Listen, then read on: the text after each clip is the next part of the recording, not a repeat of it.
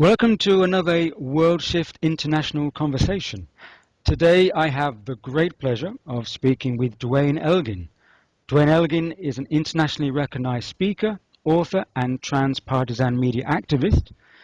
Duane has worked as a senior social scientist in the Stanford Research Institute, and also he's published several pioneering books, including Voluntary Simplicity, Toward a Way of Life that is Outwardly Simple, Inwardly Rich, Awakening Earth, Exploring the Evolution of Human Culture and Consciousness, also Promise Ahead, A Vision of Hope and Action for Humanity's Future, and most recently, The Living Universe, Where Are We, Who Are We, and Where Are We Going? So Duane, it's a great pleasure to be speaking with you today. And Kingsley, it's truly a great pleasure to be here with you as well. Thank you. Now, I would love to talk through your work, your experiences. I'd like to perhaps begin this conversation with a broader question and ask you, from all those years ago you started working with the Stanford Research Institute, how do you see the world's changed to the present time? Let back even further, Kingsley, and say I grew up on a farm. And until I was 23, every spring, summer, and fall, I worked on a farm. So I feel deep roots with the earth and with the land. And since then, I have now moved into an urban setting, but I have really seen what we have done in terms of transforming this earth. And when I was born, there were a little over 2 billion on the earth. World population has more than tripled in my lifetime. So I've been living through an extraordinary transformation from a farm boy and into this extraordinary new world of electronics and global communications that we now live in. So this has been a remarkable journey for me, and it really began there in my farming experience. Wonderful. And Duane, you're recognized very strongly with Voluntary Simplicity as an early work, and yeah. I know that you've had backgrounds living in communities, and I wonder if you could say something about your experience of living in communities, and also you have been recently talking about the misconceptions of the simple life. If you could perhaps talk about those misconceptions as well.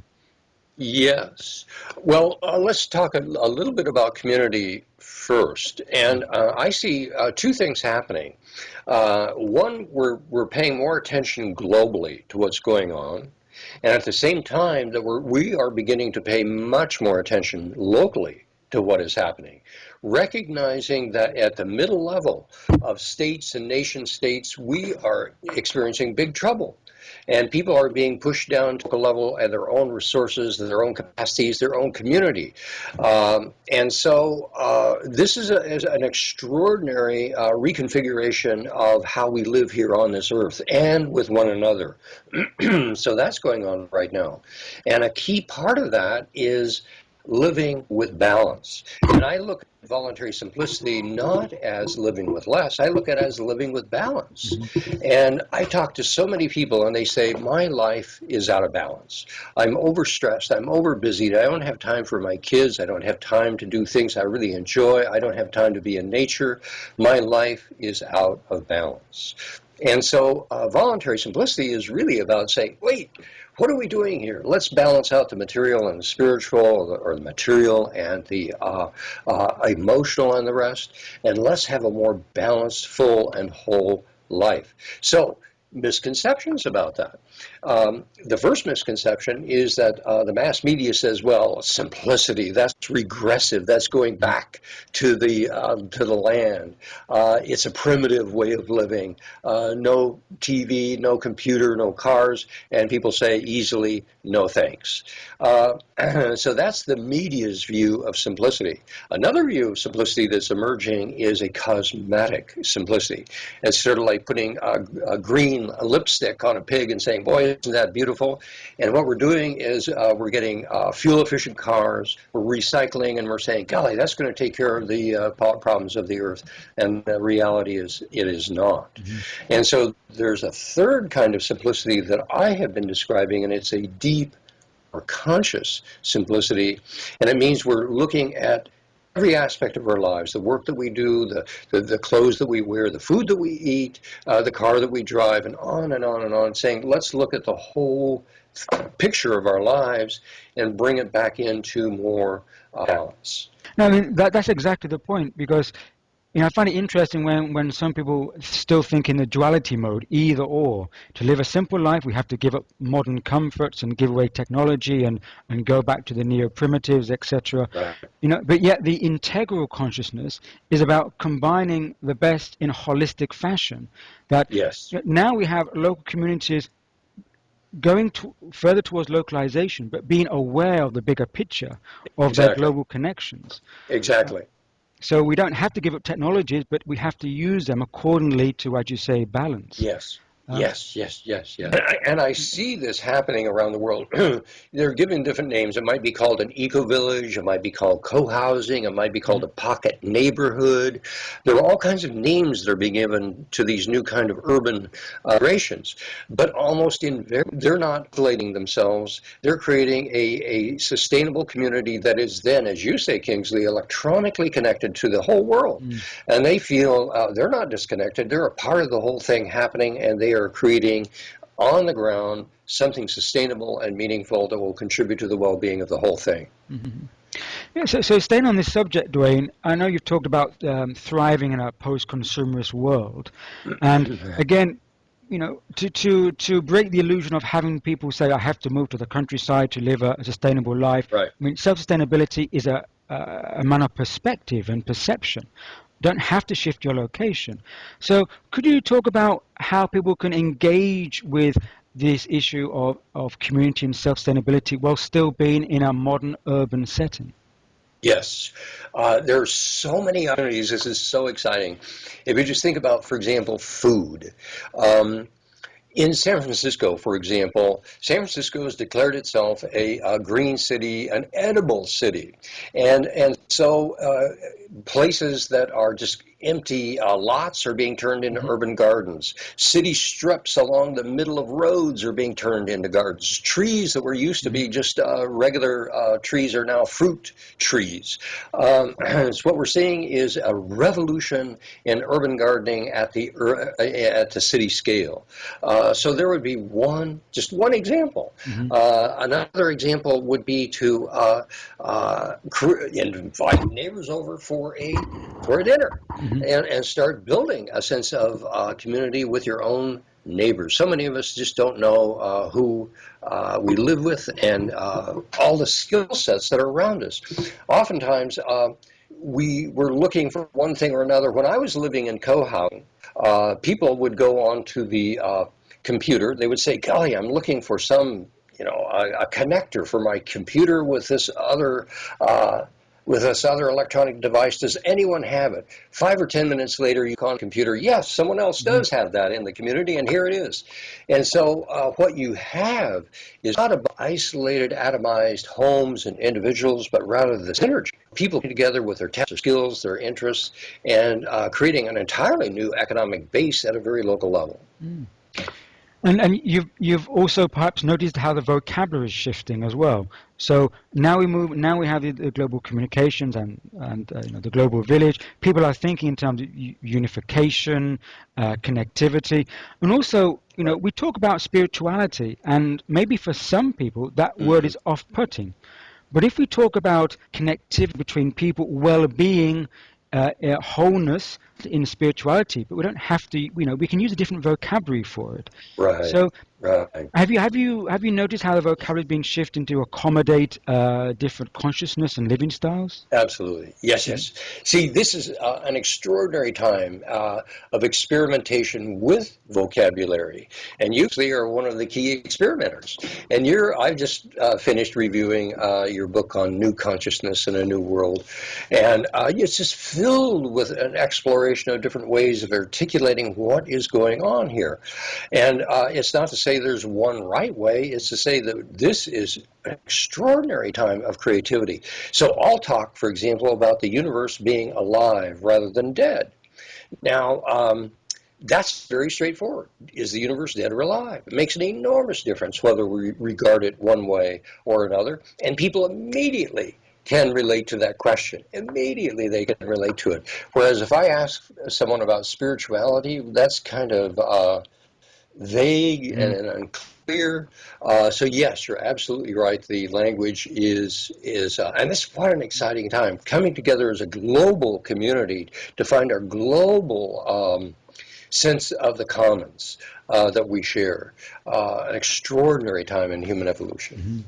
Yeah, and you've been working with vocabulary and narratives for many, many years now in your work. I mean, imagine years ago asking people this question about a living universe, they may have to hesitate, but now I would say it's instinctively there's a gnosis by saying, well, yes, it makes sense. And that's an indication Right, of our shift in consciousness, whereby we don't have to analyze it through our science, we analyze it by what feels right and what doesn't feel right. right. Right. You know, there's a very interesting survey, Kingsley, that's been done over the last over half a century. And there are multiple surveys, and they've been asking the question, have you ever had a profound mystical experience? And by that they mean, have you ever felt yourself directly connected with the universe, a part of a living system, a universe that has love at its foundations, where you are a part of the whole totality as well as being yourself, and so on and so on. And in 1962 in the United States, only 22% of Americans said, yeah, I've had that kind of profound mystical experience. So 22%. Now, if we go ahead to half a century, it's gone from 22% to 49%. So we in the United States are more a nation of mystics than a nation of materialists. I know that's kind of exaggerating, but nonetheless, I make the point that this is common. The sense that we are in communion with a living universe is something that about half of the American adult population, and who knows, is probably true around the world, would say, well, of course. Yeah, I've had that experience. Yeah, it's alive. Now, also in my experience, there are a number of people, about half the folks I talk to, that say, well, you're crazy if you think this thing is alive. It's just a bunch of dead matter and empty space, and it's fantasy to think it's all alive. But the thing is, science is changing that equation. Science is undoing itself. Science is beginning to reveal the deep mystery and the deep aliveness that's actually there at the foundations of the universe. And if we look back in history, that's how great revolutions in consciousness and society have always played out. There's been on the periphery, there's been let's say, the change agents or the people who had the spark. They were few and far between, and then they grew, and then knowledge which was perhaps first rejected gets more accepted, and then it becomes the norm, and then everyone says, oh, well, of course, Well, of of course. course, and that by that time is turned. Yes. And so, I mean, working on this concept of narratives, your book you published in, I think, in 1984, The Changes Images of Man, which with several other people such as Joseph Campbell, Right. you've seemed to have gone the whole circle by now coming around to the transition stories, which is again about the changing images of humankind. Right. Now, this is an open source collaborative project which I'm very interested in. Right. Could you speak about this organization, its aims, its content? Sure. So the organization's name is Great Transition Stories, and you can just go on the internet, put in greattransitionstories.org, and it will come up.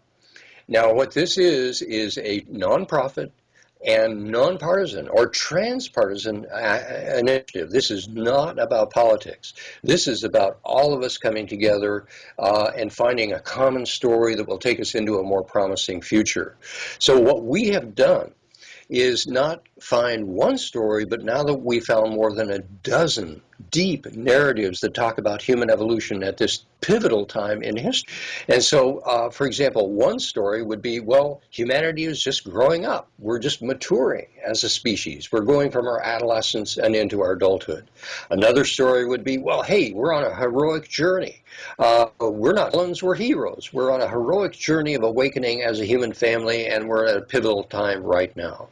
Another story story might be conscious evolution. We're learning how to not only pay attention individually, but with our new technologies globally. We're learning how to pay attention. Another story might come out of biology, and it might say, well, we're becoming a superorganism. This is a phrase from biology, that the entire Earth is now integrated with humanity, and it's becoming a single organism. And so we could just go on and on. The point being that there are narratives to guide us. We are not left without any sense of direction here. We can reach into biology, into cosmology, into mythology, psychology, and so on. We can find stories, narratives, deep narratives to guide us into a more promising future, and that's what this website is about. And so now we're going to, let's say, film and media, and we're saying, come on, you can tell a better story than just the death and devastation that you're putting out there. We're going to businesses, green businesses, and saying, you're not just a business, you're a story that people, when they buy your product, they're buying also the story about your company. We're going to academia, and we're saying, instead of looking at all of these different areas, let's put them together and see if there's a larger, big picture of the journey that we can discover. So you can see how we're translating from scholarship and into forms of expression that really people can relate to. Mm-hmm.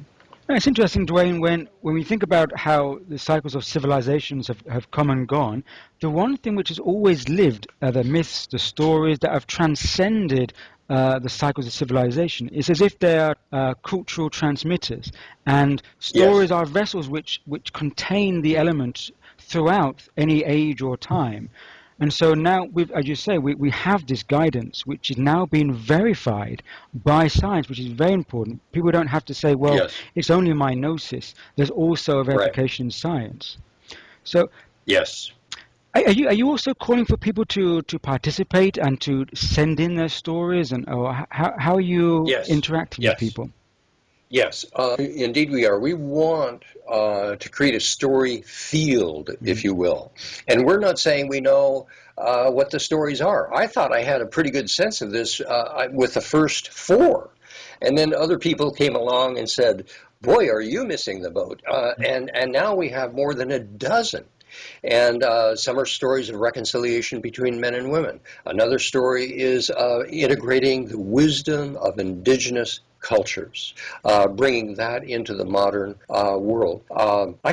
So yes, we are open to input. And if people want to offer their contributions, there's an editorial team that's ready to receive them and place them in the appropriate part of the website.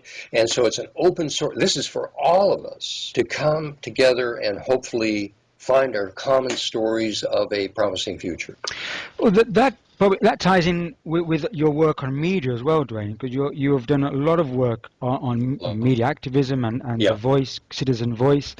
Now, I mean, your colleague and friend Peter Russell is well known for the Global Brain, which was the work again ahead of its time, and you're in a sense also in that territory with global communications. Giving, I suppose, a superorganism of participation for people in their voices. And could you say something about your recent work in media activism and community voice media? Well, let me just say that I've been at this for over 30 years. I've been a media activist for over 30 years, and I've co-founded 3 nonprofit organizations to advance citizen empowerment. I don't care what point of view people have. They can be liberal, conservative, independent. It doesn't matter. We're all in this together. So what I have been doing is working first at the community level in San Francisco to begin with, to create a nonprofit, nonpartisan community voice organization. How can we have a voice as a people? So what we have done is to use television as a tool for bringing hundreds of thousands, if not millions of people together in common dialogue. We have the internet and the computer to enrich that process. So what we have established a quarter of a century ago was the capacity for a community to come into meaningful dialogue with itself. That was a quarter of a century ago. And what I'm suggesting is that if a community can do that, the entire can do that if we have the technologies that will support it. And those technologies are emerging at an extraordinary rate. Cloud technology is called in the computer world, and the cloud surrounds the Earth with a sphere of information and knowledge that we can get access to, how we feel about the challenges that confront us for our future. So we're absolutely entering into a new generation of technology, consciousness, communication, and culture. Right. And we had a little chat before for our talk here. We touched upon the idea that technology can actually enable this a whole field of advancement. Yet we need we need a level of consciousness to be able to integrate with the technologies, because the cloud computing has a lot of let's say unknown elements still with it. So now, talking about the consciousness and the media, how do you start developing with participation? Is there a potentially political about voting and participation in regions and national governments? Absolutely. The idea is not to replace existing governments. It's rather to encourage them. And here we have, like in the United States, the governing processes are just stagnant. They're not moving. But the public is very frustrated. Now, if the public had a voice, and in Europe, maybe in Spain, Greece, and elsewhere where there's financial distress, if the public had a voice, that could transform the nature of the political process. Politicians listen to the public, and if the public takes charge of its own voice and speaks directly back to the political leaders and says, look, here's the kind of future we want. We want a future of sustainability. We want you to take care of the environment. We're willing to pay our taxes and this and that. Well, we're going to move there. So this is not simply about, let's say, this is serious. We are in a very serious situation, and it's time for the public to stand up, step up, and get involved in choosing our direction for the future. And we have the tools to empower the public to get engaged and to be involved. And so that's what I'm pushing for. That reminds me of a anecdote from a U.S. comedian, Lenny Bruce. You may have been familiar with Lenny Bruce. He was in the dock, as we said, was in court, and the judge had passed his sentence, and he said, "Do you have anything to say, Lenny?" Lenny said, "I accept your punishment because your generation is sitting in the chair there and I'm here. But when my generation, the generation after me, are sitting in the chair where you are, things are going to change."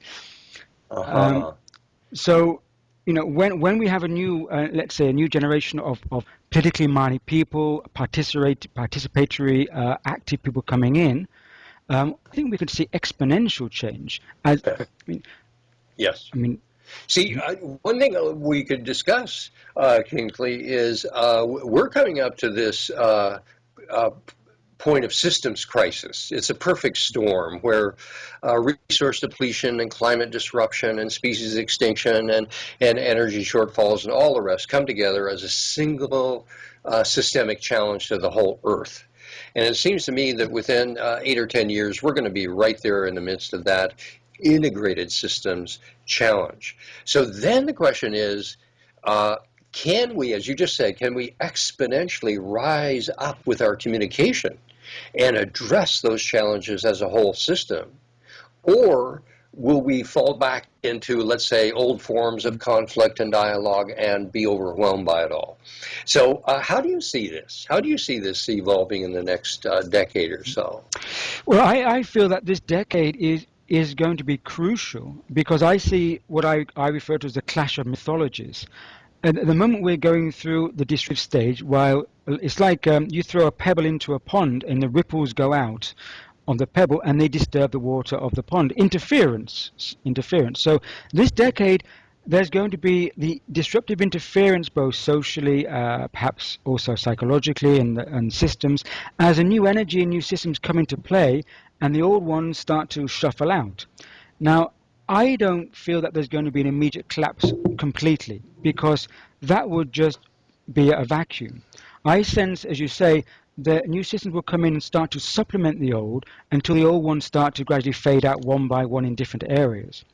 But what's important for me, and I think you characterize this perfectly, is that in this decade of potential disruption, or let's say catalytic change, that we need voice of positivity to activate the new vision rather than doom and worry and fear clinging on to the old. Because we can't cling to the status quo, because that is a model that has to be replaced. So there may be some voices calling for that, but we have to call for have no fear, let go, and move to where we need to go. Yeah, yeah. We really do. And politicians, so many politicians are trying to recover the old world, the old economy, the old paradigm. And what you and I are calling for is to say, that world, unfortunately, is gone. It is gone. And we are already in the midst of a new world being born. And you and I are old enough, I suppose, Kingsley, that we look back and we say, well, it's going to be a younger generation that's really going to give birth to that new world. But as elders, as adults here, we have a responsibility to really engage and participate in that process. Definitely. I look at it as those of us who are working now, we're polishing the bridge for the youngsters to come on over it, to keeping that connection alive. And and I say part of what we should be saying is let go. Don't be afraid to let go. Right. But move with vision and intention, not let go and have chaos. Right.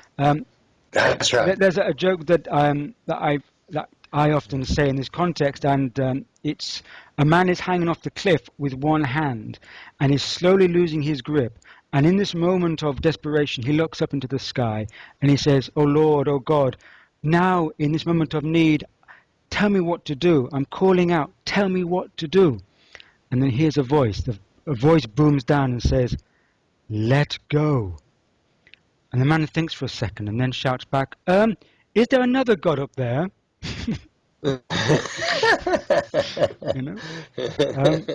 So this is the let go moment, and yeah. It is.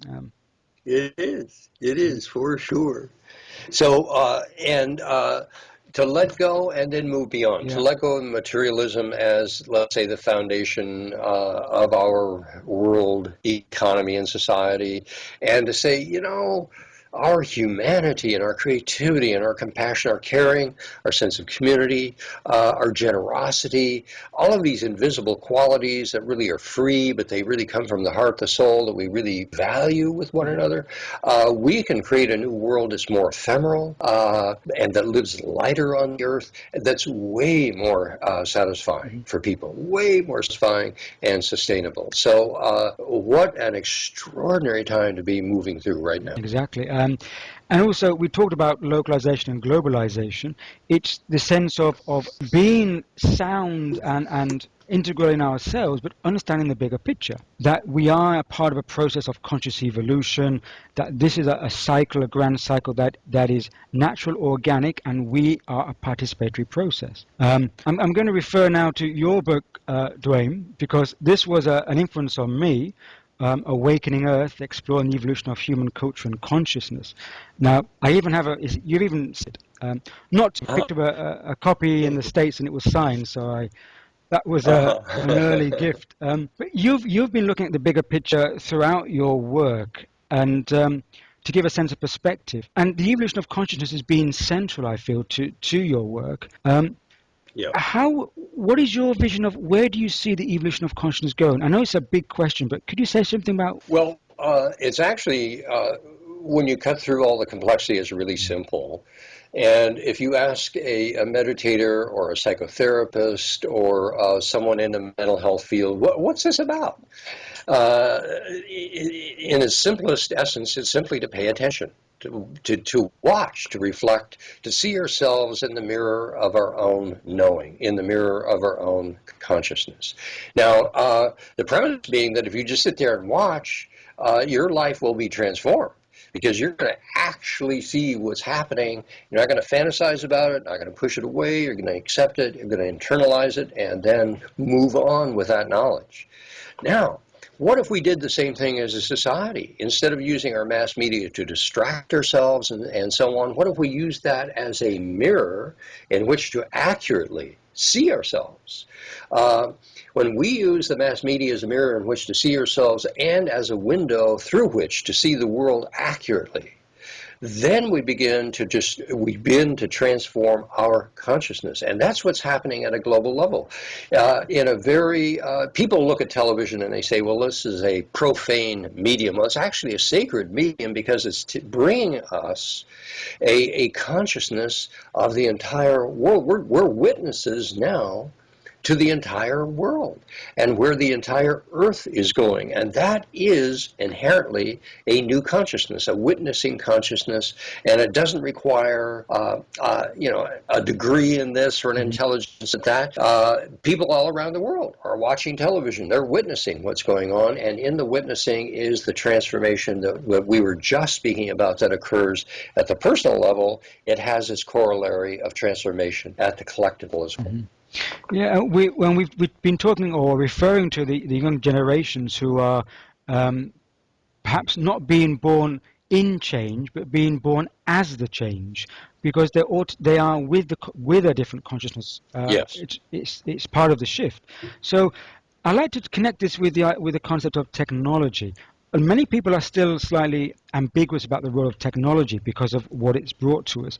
But perhaps if there's a shift in consciousness and perception, this may catalyze new technologies being, let's say, developed or manifesting.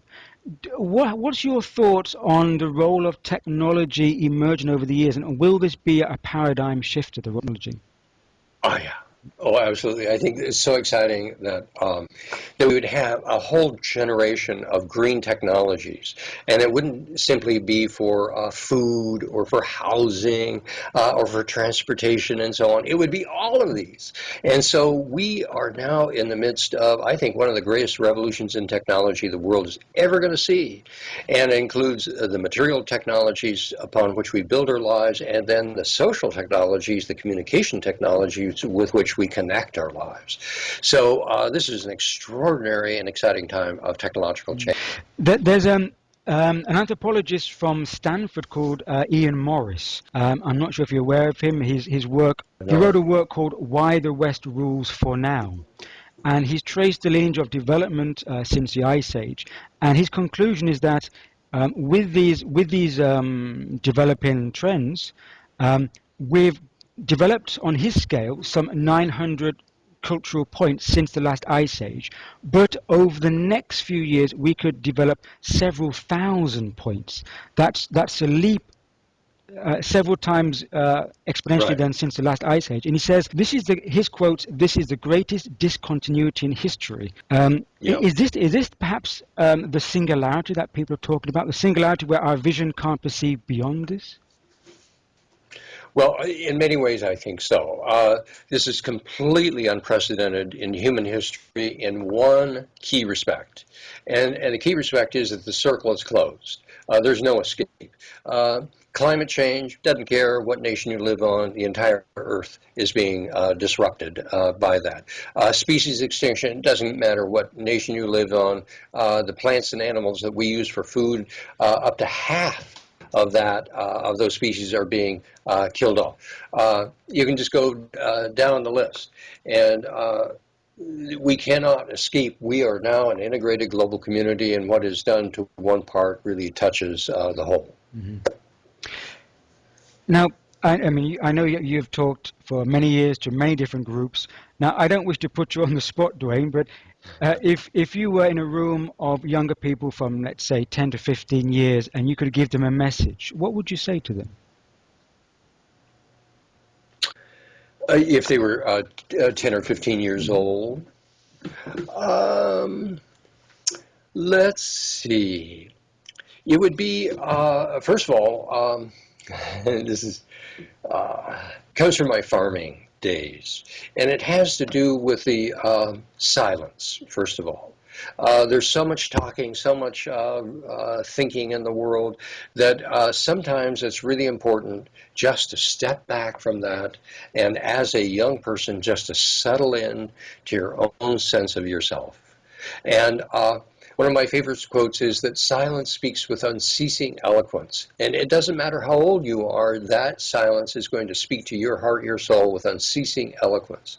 And so one thing I would suggest to younger people is to grow in their trust of their own inner sensibility, because we will need those sensibilities to guide us as we move through a very tumultuous and uncertain future.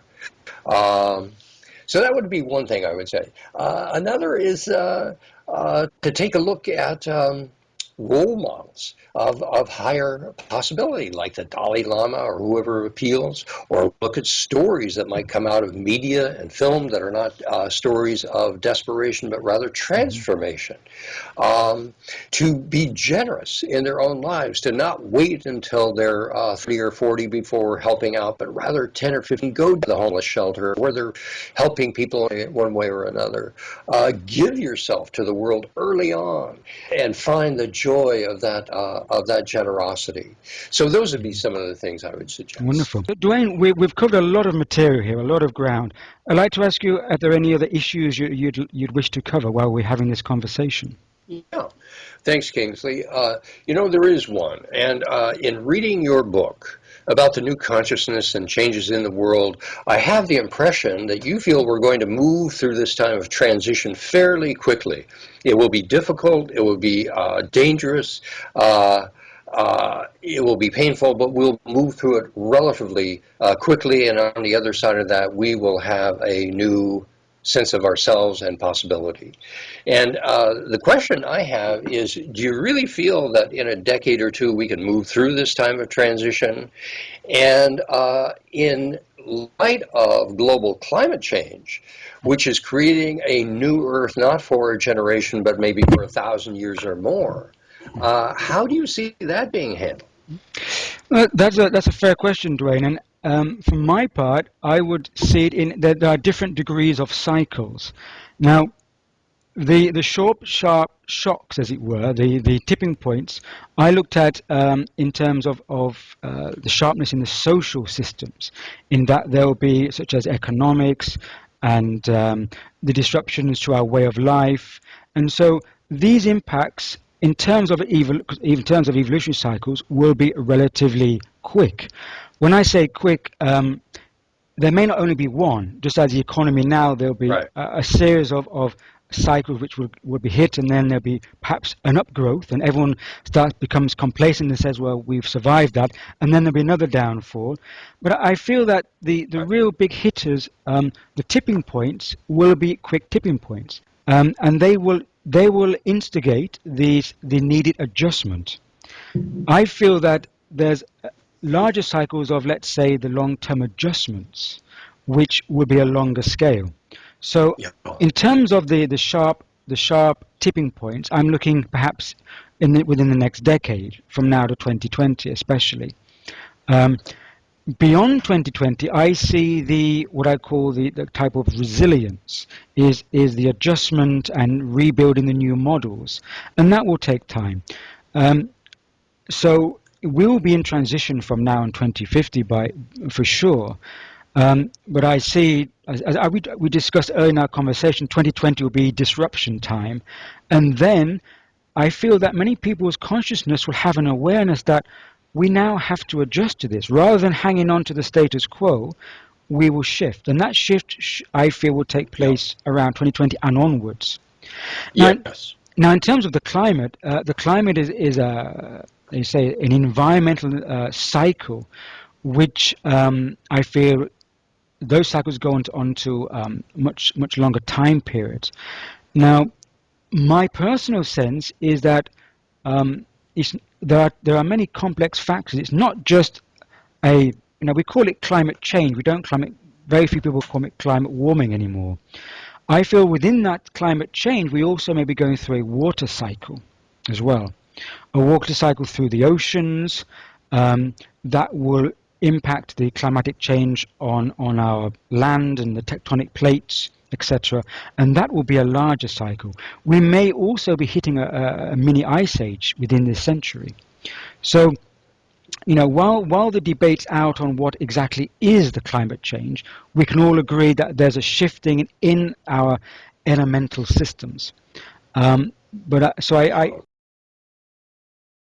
Okay. Mhm. Yeah, this is interesting to get a feeling for the dynamics of this. My sense is, personally, is that the technology to support global communication to deal quickly with the kinds of global shocks you're talking about won't come on stream until roughly the 2020s. So we will not have the capacity to actually come together as a whole global community to see how we actually feel about these things for another 8 or 10 years. Mhm. But then the question is, once we have the capacity, will we use it? Will we actually step up, step beyond the parental institutions of big government, big business, and so on, and say, we as a people of the earth want to choose a different future for ourselves? And what I hear is you saying, yeah, we're going to do that. Well, I say that because that's the vision that I hold.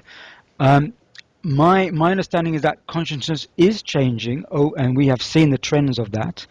And these catalytic events or tipping points, obviously, the what I talk about in the book is that our integrity will be not only the initial reaction, but how we respond and deal with those circumstances Right. over time. And That's right. and I feel that we will stand up and make the mark. Um, Yes. and I feel that humanity will make the mark. Not all of us, or not initially at one go, but enough to start the groundswell. Um, Yes. And interestingly, my doctorate at university was looking at complex systems and looking at how technologies feed into a complex whole system. And I looked at how people use mobile phones and blogging to respond to the Indian Ocean tsunami, I think in 2004, Uh-huh. and how they organize relief efforts. And we see that, in fact, people were very on the ball, very active, organizing on the ground relief, not institutions. They were late to the game, but local Yes. people texting in what they needed, where they needed, to get relief efforts. And that was 2004, when texting and smart mobs, as Ryan Gold coined it, was Right. just beginning. Now, I feel that that technology will be part of the gathering, um, part of the resilience. I Mm. completely agree.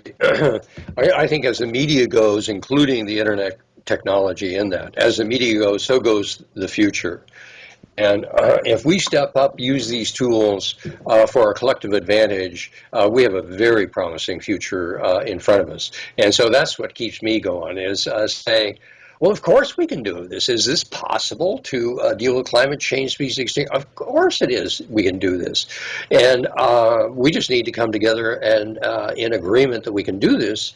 So communication is essentially the lifeblood of a healthy Earth. Mhm. And we are in the midst of a communications revolution right now. Mhm. And the health of the Earth has an opportunity to take, as you say, some really catalytic leaps forward Mhm. in restoration and renewal. Yeah, indeed. And on that point, some of my later work I talked about in the struggle for your mind. This decade of, let's say, contestation will also be a contestation, I feel, of technologies.